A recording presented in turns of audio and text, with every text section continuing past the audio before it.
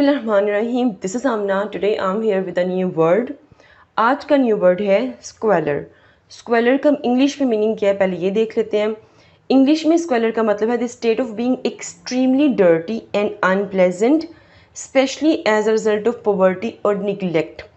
फ़र्ज़ करें कि कोई पर्सन है या कोई चीज़ है और वो बहुत गंदा है। क्यों गंदा है?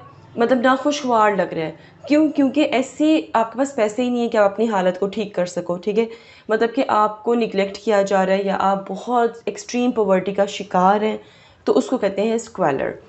तो एक्चुअली में state of being extremely dirty मतलब कि अफसोसनाक हालत, ऐसी हालत जो बहुत गंदी हो, देखने के काबिल ना हो, उसको कहते हैं स्क्वेलर। क्लियर?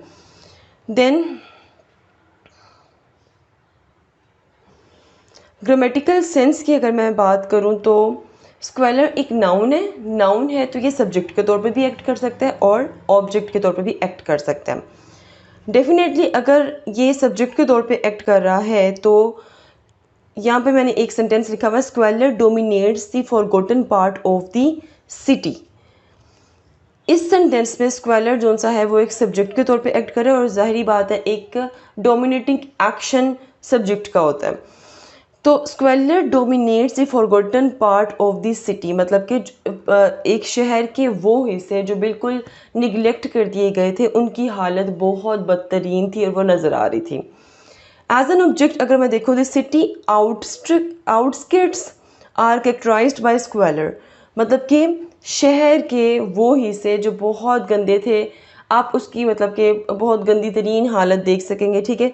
तो ऐसी जगह जो बिल्कुल इग्नोर कर दी गई हो तो उसकी हालत बहुत बुरी होती है। तो इस केस में क्या होता है कि जो स्क्वेलर है वो एज एन ऑब्जेक्ट यूज़ हो रहा है। अब अगर मैं इसके सिनोनिम्स की बात करूँ, सिनोनिम्स हैं filth, grime, dirtiness and sordidness. Antonyms है cleanliness, neatness, order and luxury. Sentences की बात करें तो despite the city wealthy appearance some areas are hidden pockets of squalor मतलब कि एक शहर है जो मतलब बहुत अच्छा लग रहा है, उसकी एक अच्छी अपीयरेंस है, लेकिन उसके बावजूद कुछ ऐसे एरियाज हैं जो बहुत गंदे हैं, जो बहुत बुरी हालत में हैं। The old mansion fell into squalor after year of neglect मतलब कोई एक पुराना मैंशन होगा, किला होगा या कोई पुरानी जगह होगी, वो उसकी बहुत बदतरीन हालत हो गई, ठीक है, जब बहुत सालों उसकी केयर ना की गई या उसको निगलेक्ट किया गया। Its halls lined with cobwebs and dust मतलब कि सारी डस्ट वगैरह या उसकी बहुत बुरी हालत हो गई। ये है।